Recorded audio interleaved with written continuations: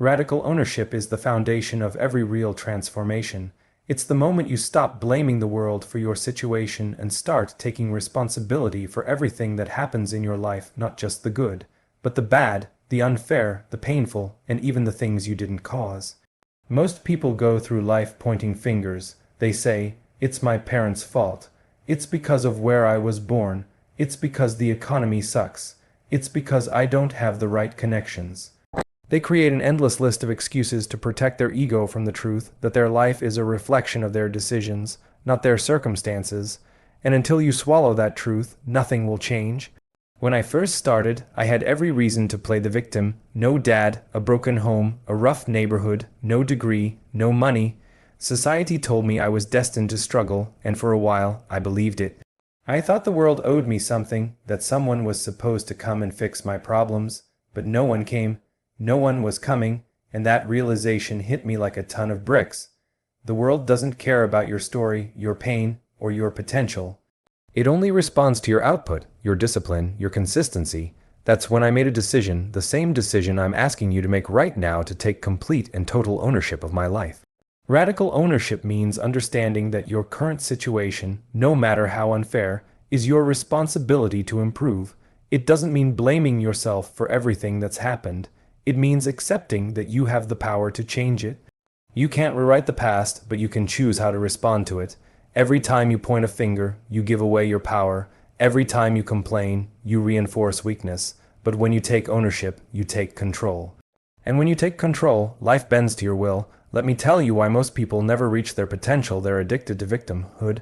Being a victim gives you sympathy. It gives you an excuse. It gives you a reason to stay comfortable. Because if life is unfair, if success is rigged, then you don't have to try. You can just stay in the same place, scrolling your phone, talking about what's wrong with the world, and convincing yourself it's not your fault. But victimhood is poison. It eats away at your confidence, your drive, your future. Every time you blame someone else, you're building a wall between you and the person you could become. I remember being broke and frustrated, watching other people win, thinking they had some secret advantage. I'd tell myself stories like, they probably have rich parents, or they got lucky. It was easier than facing the truth. They were just outworking me, outlearning me, outcommitting me. Once I stopped lying to myself, everything changed. The moment I decided that if my life was a mess, it was my fault, I suddenly had power. Because if it's my fault, then it's also within my control to fix it. That's the beauty of ownership. It gives you your power back. Taking ownership doesn't just apply to business or money. It applies to everything: your body, your mindset, your relationships, your emotions. You're overweight. It's not the food industry's fault. You're broke. It's not the government's fault. You're unhappy. It's not the world's fault. It's on you. And once you accept that, the game changes. Because when you own the problem, you also own the solution. That's where true freedom begins. The truth is, most people will never do this because it's painful.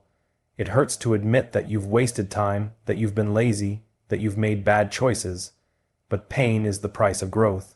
Until you face that pain, you'll keep repeating the same cycles. The strongest people you know aren't the ones who had it easy. They're the ones who looked their failures in the eye and said, "This is on me. Now, what can I do to fix it?" Ownership requires brutal honesty. You have to audit your life with zero emotion. Ask yourself, what habits are holding me back? What people drain my energy? What excuses do I keep repeating? And then cut them out without hesitation. Because ownership without action is just self-awareness. It's not enough to say, "I know what my problem is." You have to fix it. You have to build new habits, make hard decisions, and stay disciplined even when no one's watching. When you start taking radical ownership, everything changes. You stop waiting for motivation. You stop waiting for someone to believe in you. You become the person who builds themselves from the ground up. You stop expecting life to be fair and start learning how to win despite it not being fair. That's when you truly become unstoppable. The irony is, once you take full ownership, the external world starts to shift. Opportunities appear, people respect you more, and you start to feel alive again. Not because the world changed, but because you did. You became someone who doesn't complain, doesn't make excuses, doesn't depend on luck. You became someone who creates their own luck through effort and responsibility.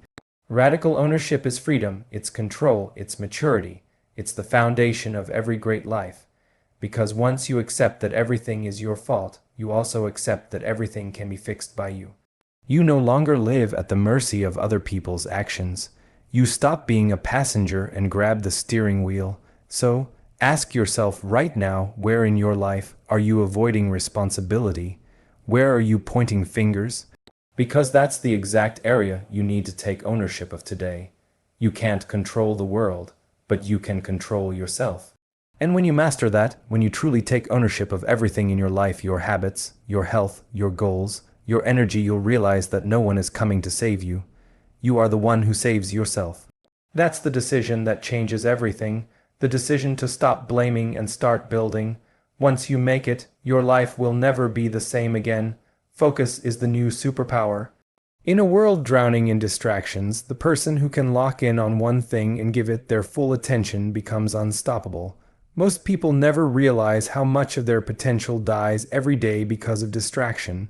They wake up, grab their phone, scroll through notifications, get sucked into dopamine traps, Instagram, TikTok, YouTube, and before they even start their day, their energy, their attention, and their drive are already drained. They think they're busy, but they're not productive. They're doing 100 little things, but none of them move the needle, and then they wonder why they're stuck. Ruthless focus is about choosing one direction and committing to it with everything you've got. It's not about doing more, it's about doing less better. The truth is, you can't build anything great if your attention is divided. You can't grow a business, transform your body, or master a craft while constantly chasing distractions. Focus is a form of respect for your time, respect for your vision, and respect for your future self. When you give your attention to everything, you give your power to nothing. When I started out, I thought success was about doing more, reading more books, learning more skills, trying more ideas. But that's not how real growth happens. Real growth happens when you go all in on one thing. When I made the decision to focus completely on my agency, everything started to change. I stopped watching Netflix. I stopped going out. I stopped wasting time with people who weren't on the same mission. My life became boring to everyone else but exciting to me because I could feel the momentum building. Every hour I spent on my craft was a brick laid toward the future I wanted. You have to understand something. Distractions aren't just accidents. They're designed. Every app, every platform, every piece of entertainment is built to hijack your attention. You're not fighting against boredom, you're fighting against billion-dollar algorithms engineered to keep you addicted. That's why focus has to be ruthless. You can't casually want focus, you have to demand it from yourself. You have to build an environment where distractions simply cannot survive. That might mean deleting social media apps. It might mean saying no to certain people. It might mean waking up earlier or working in isolation. Whatever it takes, because every distraction comes with a cost, and that cost is time. Time is the only currency that doesn't come back. Once it's gone forever. When you understand that deeply, distractions start to look less like harmless fun and more like theft. Every hour wasted scrolling or gossiping is an hour stolen from your goals, your growth, your freedom. Ruthless focus also means being okay with being misunderstood. Most people won't get it. They'll call you obsessed. They'll say you've changed. They'll tell you to relax, to live a little. But here's the truth: obsession is the price of mastery. You can't live like everyone else and expect to have what they don't. If you're serious about building something extraordinary, you have to accept isolation. You have to get comfortable being alone with your mission. Focus makes you lonely for a while, but it also makes you powerful. It's easy to start a goal when you're motivated. Everyone feels inspired on day one, but ruthless focus kicks in when motivation dies. It's when you're tired, bored, or doubting yourself and you still show up. You do the work not because you feel like it, but because you said you would. That's where consistency is born. Focus isn't sexy. It's not exciting. It's repetitive, boring, and quiet. But that's where real results live, in the repetition, in the discipline, in the refusal to be distracted by short-term pleasures. You have to make a decision. Do you want to be entertained, or do you want to be exceptional? Because you can't be both. Entertainment is what people use to escape the life they hate. Focus is what people use to build the life they love. Every time you choose focus over distraction, you're casting a vote for your future self. You're saying, I care more about where I'm going than how I feel right now. That mindset is what separates the dreamers from the doers. When I look back, the biggest breakthroughs in my life didn't come from new opportunities, they came from elimination. I didn't need to add more things to my life. I needed to remove the things that didn't matter. I cut out noise, stopped chasing trends, and dedicated myself to mastering one thing at a time. That's when the world started taking me seriously. People think success is about adding more effort, more tools, more strategies, but it's really about subtraction. Remove everything that doesn't align with your goal, and what's left will propel you forward faster than you can imagine. Focus is also about energy management. You can't focus if your body and mind are chaotic. Sleep well, eat clean, move your body, keep your mind sharp. Protect your energy like your life depends on it, because it does. You can't pour into your work if you're constantly drained. High performance requires clarity, and clarity only comes from alignment. Every distraction you tolerate pulls you further away from that alignment. The truth is, most people never fail because they lack talent or intelligence. They fail because they can't stay focused long enough to see results. They jump from one idea to another, constantly chasing the next shiny thing. They start a business, quit after a few months, start the gym, quit after 2 weeks, start learning a skill, quit when it gets hard. They never stick around long enough to reap the rewards. Focus isn't about intensity for one day, it's about consistency for years. If you can master focus, you can master anything. The world rewards depth, not width. Be the person who goes deep, who masters their craft, who tunes out the noise and commits fully. Because when you learn to focus relentlessly, life becomes simple. You stop chasing 100 things and start building one thing that matters. That's when you stop being average. That's when you become dangerous. Burn the distractions, cut off the noise, decide what matters and give it everything you've got. Because the difference between the life you have and the life you want is the number of distractions you're willing to eliminate. When you focus completely on one goal, when you commit with obsession and discipline, the world will eventually bend to your will. That's what ruthless focus does. It turns ordinary people into unstoppable forces. Action is the bridge between where you are and where you want to be. Everyone talks about their dreams, their goals, their plans, but very few people actually move. The truth is, your life doesn't change when you think about doing something. It changes the moment you take action. Most people get trapped in the comfort of planning. They make lists, they watch videos, they read books, and they convince themselves that they're making progress. But planning is easy, action is hard, and that's why only a small percentage of people ever achieve anything real, because most never get past the talking stage. You can't think your way into success. You can't manifest your way into the life you want. You have to move. You have to get up and do the thing, even when it's uncomfortable, even when you don't feel ready, and especially when you don't feel like it. Waiting for motivation is a trap. Motivation is temporary. It fades the moment life gets inconvenient. Action, on the other hand, builds momentum.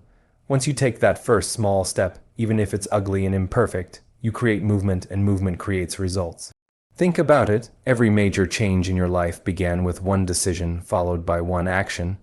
It wasn't the day you thought about doing it, it was the day you actually did it. The day you made the call, sent the email, hit the gym, launched the project, walked away from what was holding you back. That single act of courage is always the turning point. The problem is, most people never get to that moment because they overthink everything. They wait for the perfect time, the perfect plan, the perfect feeling, but there is no perfect time, there is no perfect plan, there is only now. Action is messy, it's uncomfortable, it exposes your flaws. And that's why people avoid it. They're afraid of failing, afraid of being judged, afraid of looking stupid, but what they don't realize is that inaction is failure. You can't lose by trying, you only lose by staying still. The people who win in life aren't the smartest or the most talented. They're the ones who keep moving when everyone else freezes. They act when others hesitate. They execute while others doubt. They make mistakes, learn, adjust, and move again. That's how progress is made, not through perfection, but through persistence. I learned early on that waiting to feel ready is a lie. When I started my business, I had no idea what I was doing. I made terrible videos. I got rejected by clients. I looked like an idiot sometimes, but I kept moving. I kept taking action even when it didn't make sense, even when it felt pointless, even when it hurt, and every mistake taught me something. Every failure was a lesson that brought me closer to success. If I had waited for the perfect time, I'd still be waiting. You have to stop confusing thinking with doing. Thinking feels productive, it gives you the illusion of progress. But the only thing that changes your life is execution. Execution creates data. Data creates feedback. Feedback creates improvement. Improvement creates results, and results create belief. That's how momentum is built, through doing, not dreaming. The harsh truth is, your excuses are killing you. You say you're too tired, too busy, too stressed, too inexperienced. But the truth is, you're just scared. You're scared of failure, scared of discomfort, scared of effort. You tell yourself stories to protect your ego. You say, I'll start when I have more time, or I'll do it when I feel ready. But time doesn't appear magically. Readiness doesn't come before action, it comes from action. The only way to get ready is to start before you feel ready. Every time you make an excuse, you reinforce weakness. Every time you choose comfort over effort, you choose stagnation over growth. Growth is not supposed to feel good. Progress is not supposed to be easy. You don't grow by doing what's comfortable, you grow by doing what's necessary. You have to train yourself to act regardless of emotion. That's what discipline is, doing what needs to be done whether you feel like it or not. Emotion is temporary, discipline is permanent. If you only work when you're motivated, you'll never accomplish anything meaningful. Motivation is unreliable. It's like a spark, it can light a fire, but it dies fast. Discipline is the fuel that keeps the fire burning when motivation fades. The people who achieve real success aren't those who always feel inspired, they're the ones who show up on the days they feel like quitting. They understand that consistency beats intensity. You don't need to do everything in one day, you just need to show up every day. Taking action is also the cure for fear. Fear only grows in stillness. The more you think about something, the scarier it becomes. But the moment you take action, the fear loses power. Action creates clarity. When you move, you learn. You realize it's not as bad as you thought. You realize that progress is possible. You realize that the fear was just a lie your mind created to keep you safe. People waste years waiting to feel confident before they start. Confidence doesn't come first. It's built through repetition. You become confident by doing, failing, and improving. Every time you act, you prove to yourself that you're capable. Every time you push through resistance, you strengthen your willpower. That's how you build self-belief, not by talking about it, but by living it. You have to stop living in your head. The world doesn't reward ideas, it rewards execution. No one cares about what you could do, they care about what you actually do. The difference between the dreamers and the achievers is that achievers take the uncomfortable steps that others avoid. They do the work when no one's watching. They move forward even when progress is invisible. At the end of the day, action is a habit. It's something you train. Every time you push yourself to act when you don't feel like it, you rewire your brain. You build discipline, resilience, and confidence. You become the kind of person who doesn't wait for conditions to be perfect, you create them. That's how you win, not through talent, not through luck, but through relentless, imperfect, consistent action. You're one decision away from changing everything, and that decision is to move now, not tomorrow, not next week. Now, don't wait for permission, don't wait for motivation, don't wait for things to be easy. Start, do the thing, make the call, take the step, because the longer you wait, the louder your excuses become, and every day you delay, the dream fades a little more. Action is the antidote to excuses.